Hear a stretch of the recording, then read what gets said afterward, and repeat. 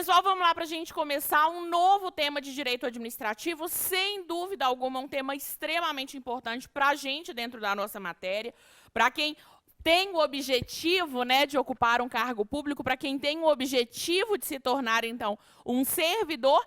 Mais importante ainda, afinal de contas, a gente começa a falar de você, né? Praticamente uma terapia aqui. A gente começa a falar de você, a gente começa a conhecer algumas características, então, a seu respeito. Afinal de contas, daqui a pouco você vai se tornar um agente público ou uma agente público, um servidor ou uma servidora pública. Então, sem dúvida nenhuma, tá, gente? É extremamente importante esse tema, né? Deixando a brincadeira de lado, é importante a gente trabalhar agentes públicos, porque é um tema que reiteradamente aparece para a gente em prova.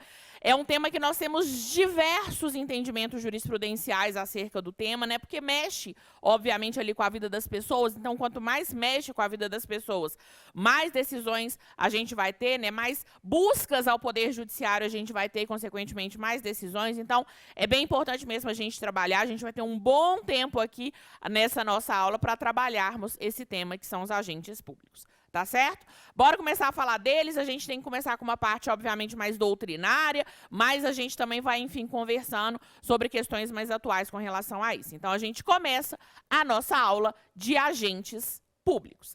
E para eu começar a falar de agentes públicos, sem dúvida nenhuma, a primeira coisa que a gente tem que fazer é entender um conceito de agentes públicos. E por que é importante esse conceito? Porque esse termo, agentes públicos, ele nos traz um conceito extremamente amplo.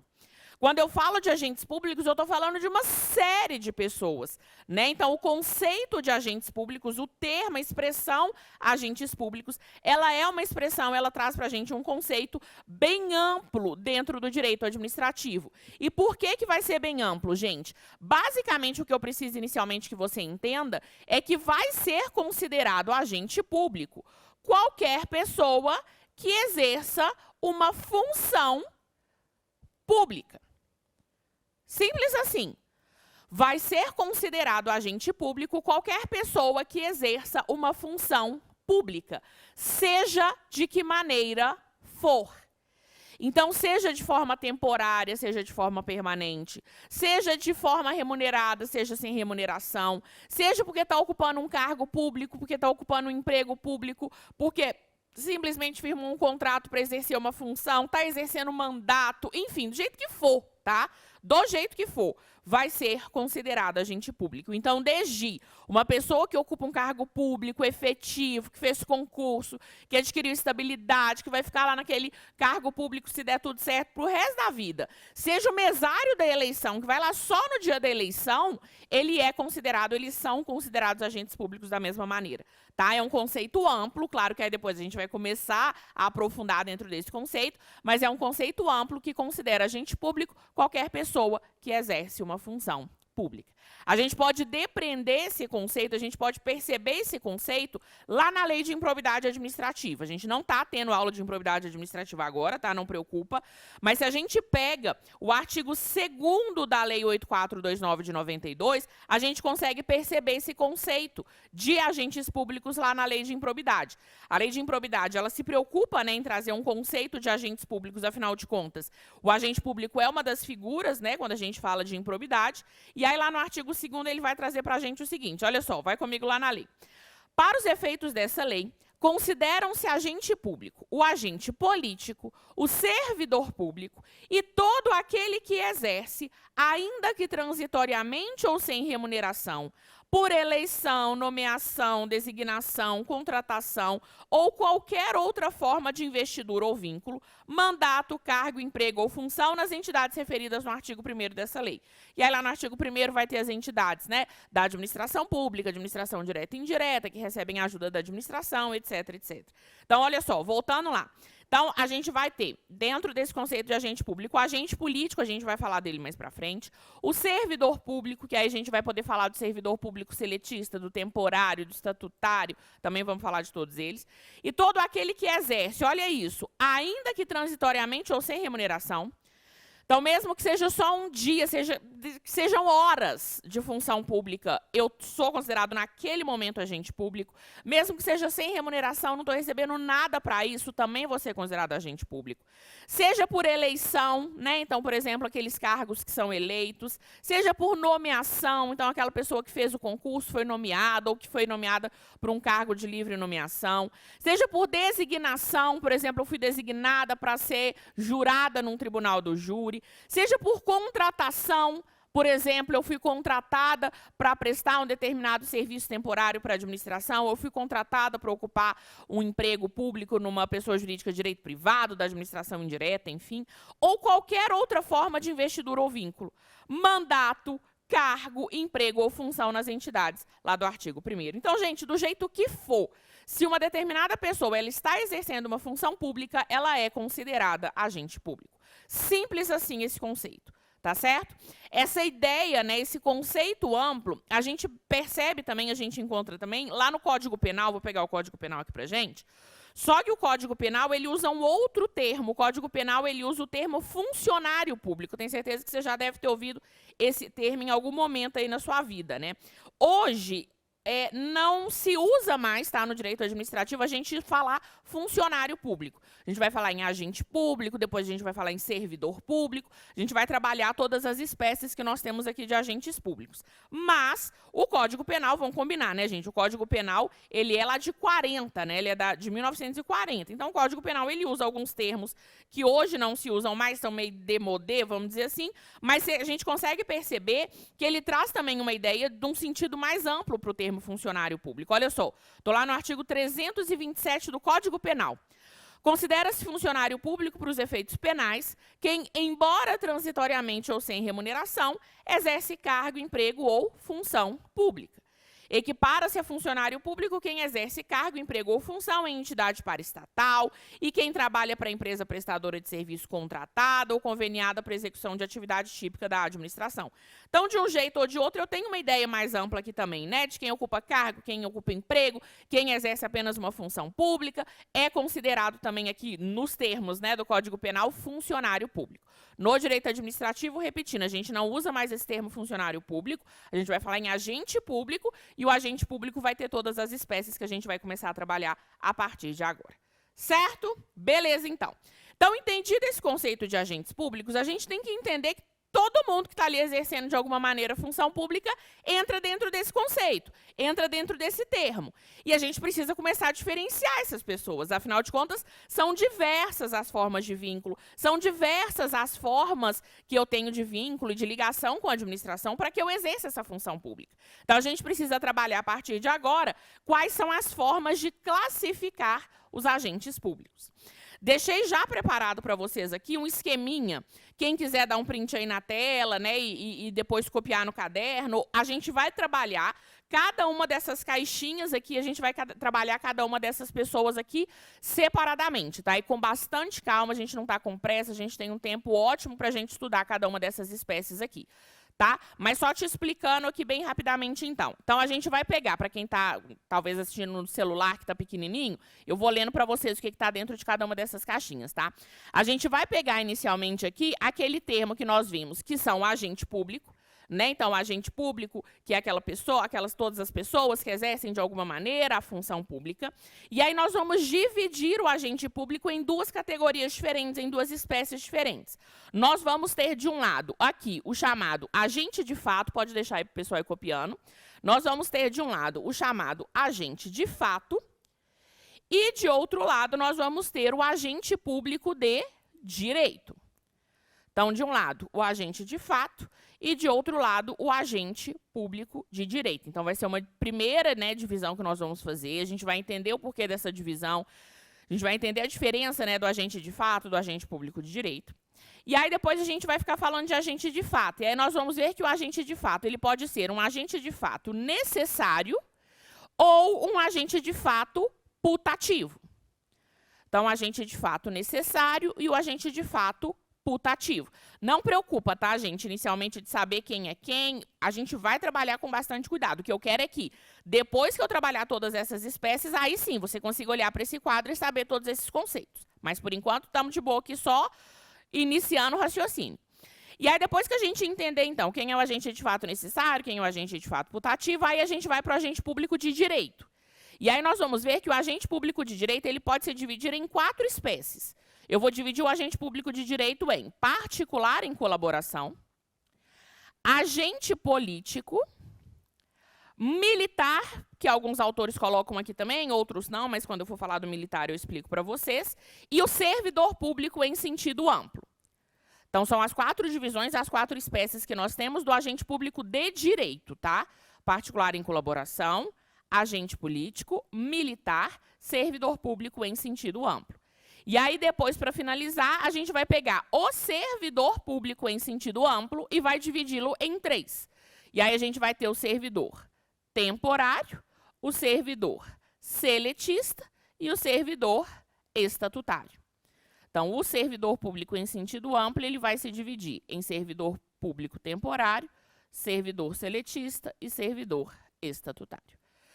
Tá claro, gente? Tá claro assim, né? No sentido de deu para entender todas as... O que eu fiz nesse quadro aqui pra gente? O que a gente tem que fazer nessa primeira parte da nossa aula, então, é trabalhar cada uma dessas espécies. É entender todas essas formas de classificação.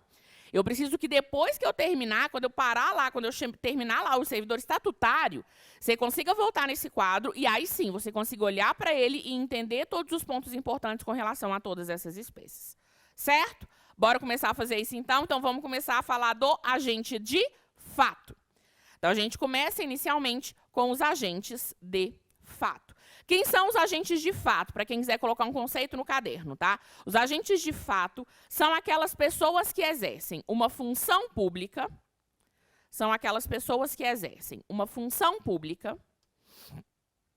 vírgula, de boa fé,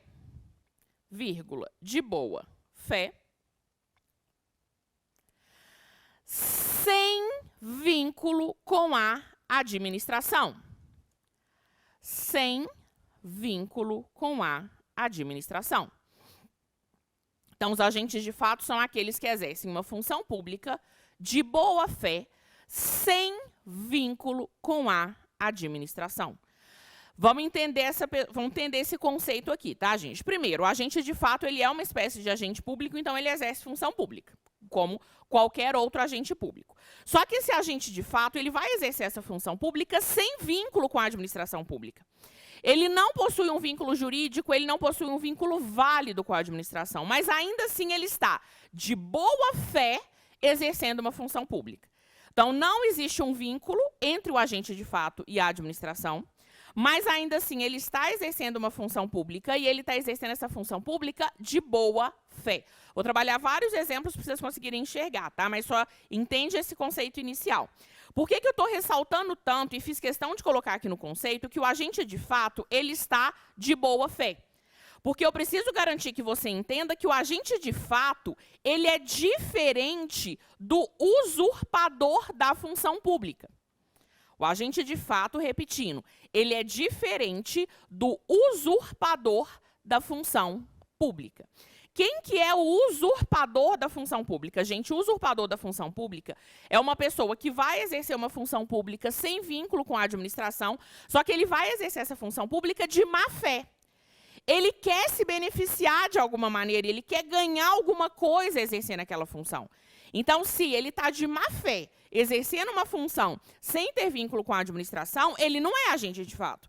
Ele é um usurpador da função pública, ele está cometendo um crime.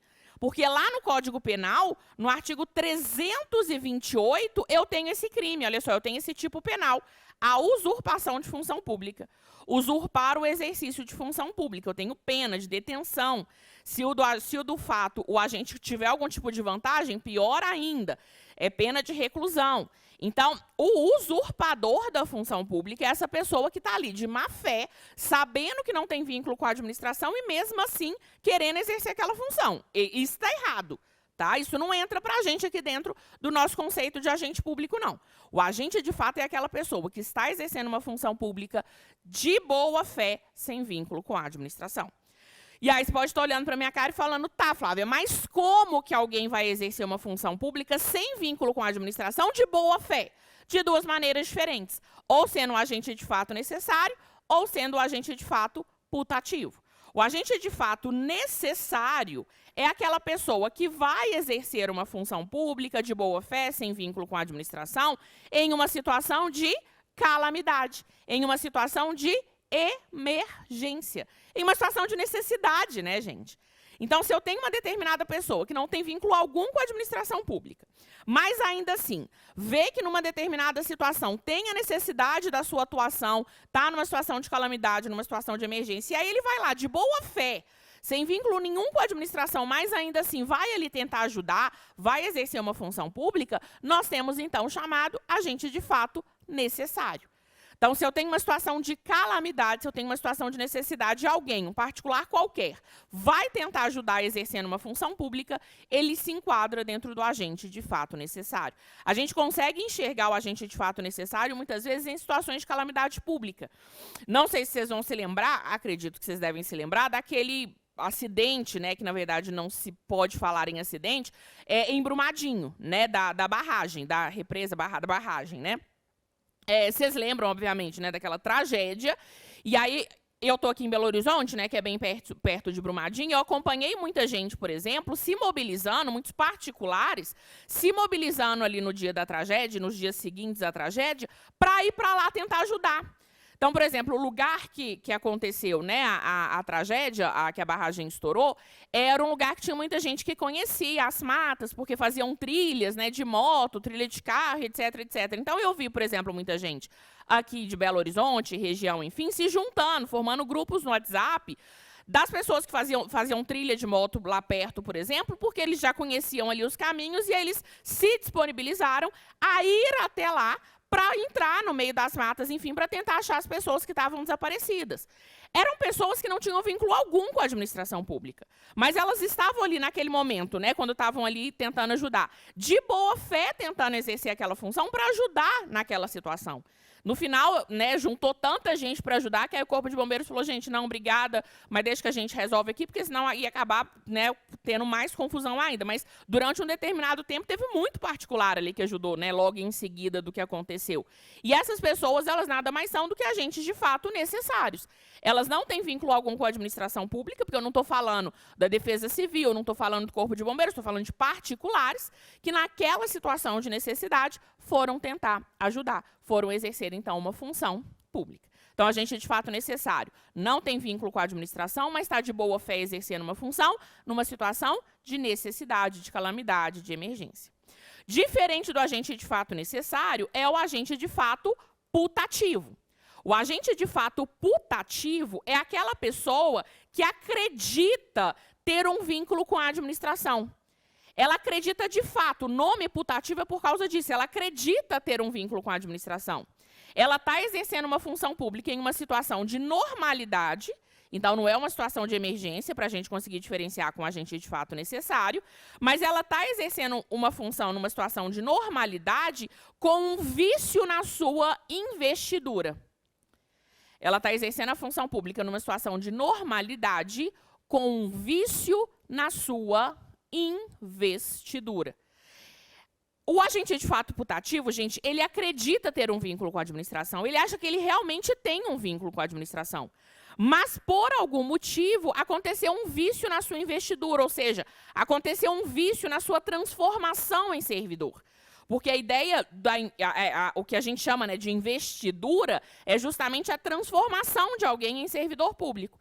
Se eu tenho um vício na investidura daquela pessoa, aquela pessoa, na verdade, ela não é servidora, mas ela acha que é. Então, eu tenho uma situação de normalidade em que uma pessoa, ela acha que tem um vínculo com a administração pública, mas ela não tem, porque aconteceu um vício na sua investidura.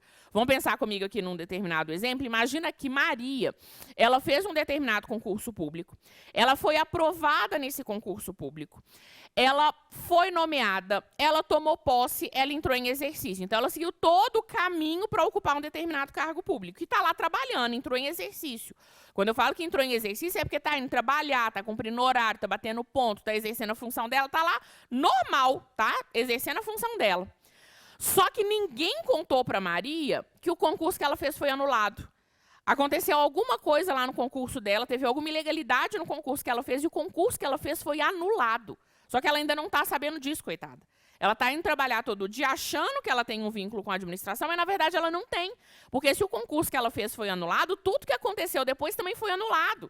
Então a nomeação dela foi anulada, a posse dela foi anulada, a entrada de exercício dela foi anulada, ela não tem vínculo, ela não ocupa cargo. Mas enquanto ela está ali de boa fé, acreditando que realmente ela tem um vínculo com a administração pública, ela entra dentro da ideia do agente de fato putativo. Então, agente de fato putativo está exercendo a função numa situação de normalidade, porque a gente não confunde com agente de fato necessário. Ele acha que tem um vínculo com a administração pública, ele acredita, ele tem um vínculo imaginário, né, por isso o nome putativo, mas na verdade não tem, porque ocorreu um vício na sua investidura. Tá claro, não tá, gente? O agente de fato, então, não tem vínculo com a administração e está exercendo a função, seja numa situação de normalidade, achando que tem um vínculo ali de boa-fé, seja numa situação de necessidade, também de boa-fé. Simples assim, né, esse conceito, essa classificação do agente de fato, mas, obviamente, aqui a gente tem que aprofundar. A gente tem que entender alguns pontos a mais com relação a esse agente de fato.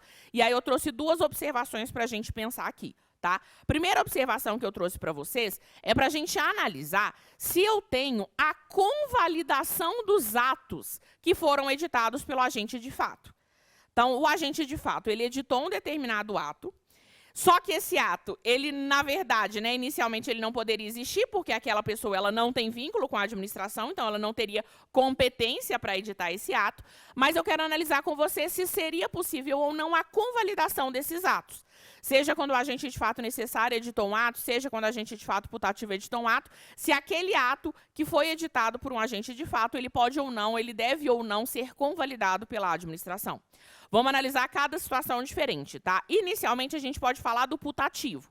O agente de fato putativo, quando ele edita um determinado ato, a doutrina vai nos dizer que sim, o ato editado por um agente de fato putativo, ele deve ser convalidado. E ele deve ser convalidado por quê? Porque eu tenho uma série de princípios e teorias que se aplicam nesse caso.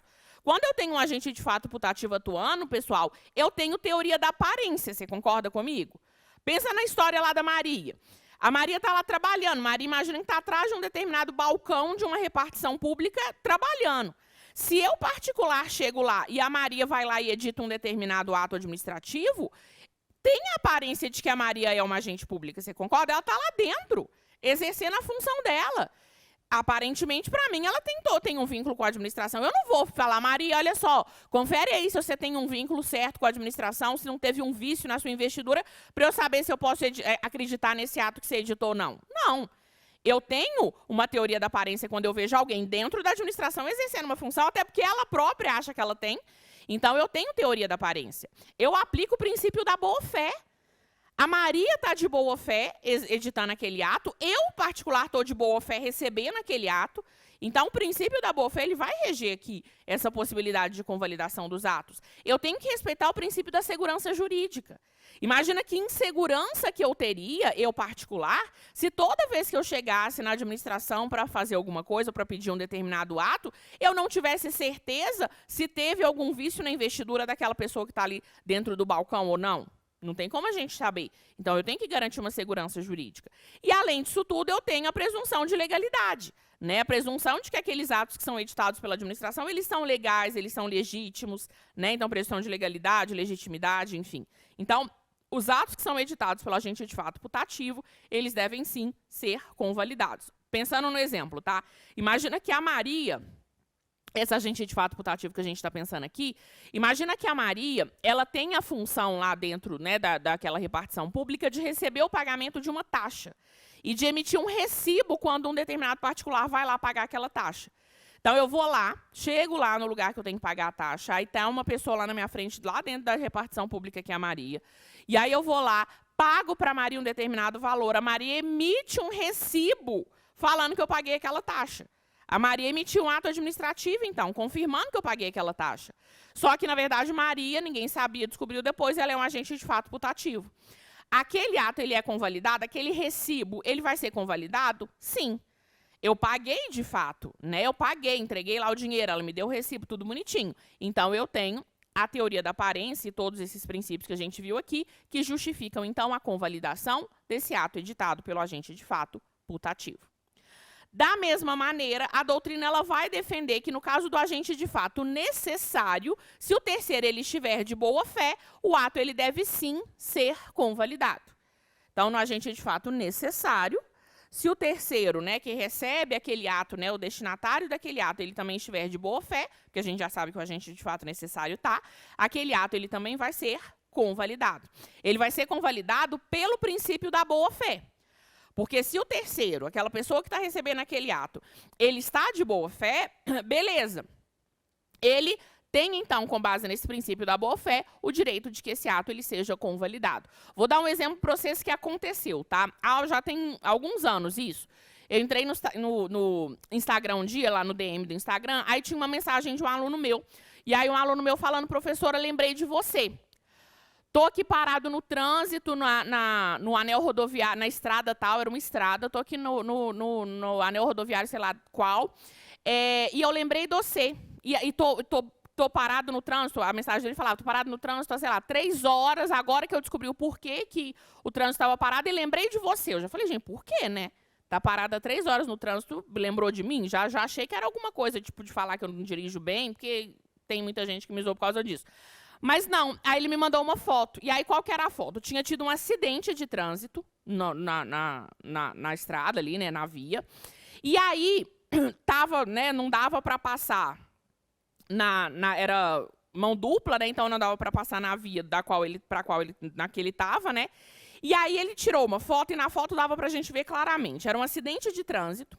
E aí, um pouquinho lá na frente do acidente de trânsito, onde estavam lá os carros, tentando resolver a história e tal, tinha um ciclista. E aí, o ciclista mesmo, sabe, com roupinha de ciclista, aquela roupa que o povo usa para andar de bicicleta mesmo, que brilha e tal, não sei o que, era um ciclista, aparentemente um particular normal, que estava lá andando por perto. E aí, o ciclista estava parado lá no acidente, fazendo sinal de trânsito. Fazendo sinal para o pessoal ir, para o pessoal parar, enfim, para desviar do acidente. Então, era um ciclista. E aí, ele foi e me mandou. Percebemos claramente aqui que temos um agente de fato necessário. E pela foto, aparentemente, era um agente de fato necessário mesmo. Imagino eu que o ciclista estava passando ali, não tinha chegado nenhum agente de trânsito ainda para tentar resolver aquele problema, enquanto não tinha ninguém, o ciclista estava ali tentando ajudar. Então, ele estava ali, olha só, de boa fé, exercendo uma função pública, porque ele estava tentando ali ajudar na organização do trânsito, sem vínculo com a administração.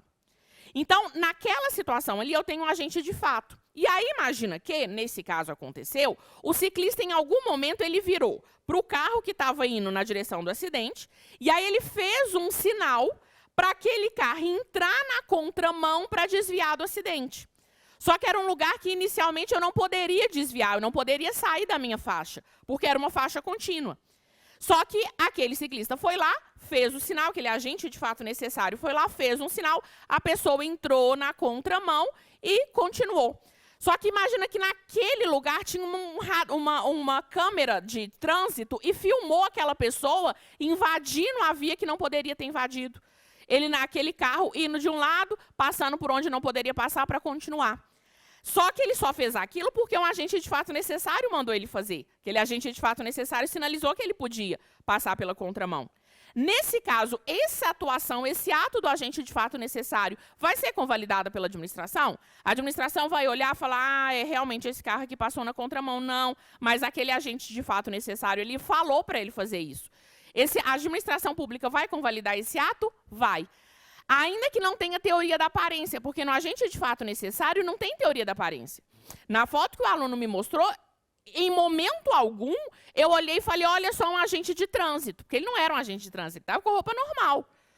Então, naquele momento ali, eu tinha um particular exercendo uma função, não tinha teoria da aparência, porque no agente de fato putativo é tranquilo, porque tinha teoria da aparência. A Maria estava lá dentro da repartição. No agente de fato necessário não tem teoria da aparência, mas ainda assim tem boa fé. E se eu tenho boa fé, o ato ele também vai ser convalidado. Tá certo? Então, com relação à convalidação dos atos, tanto os atos do agente de fato putativo quanto do agente de fato necessário vão ser convalidados pela administração.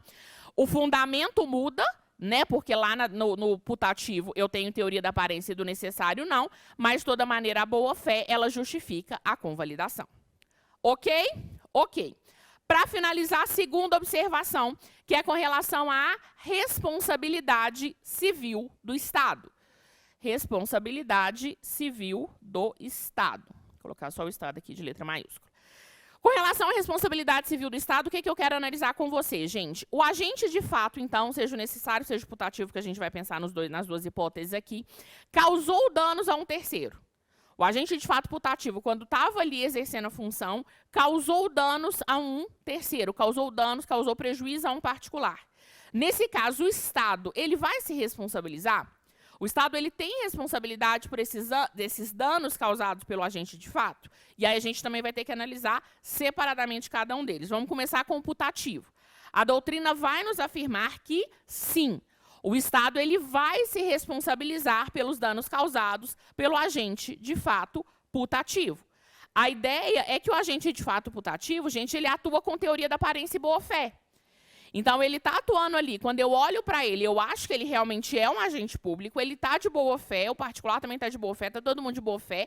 Então, se aquele agente público me causa algum tipo de dano, aquele agente de fato, né, putativo, me causa algum dano no exercício da função, é possível sim, possível não, né? É dever do Estado, sim, se responsabilizar por aquele dano.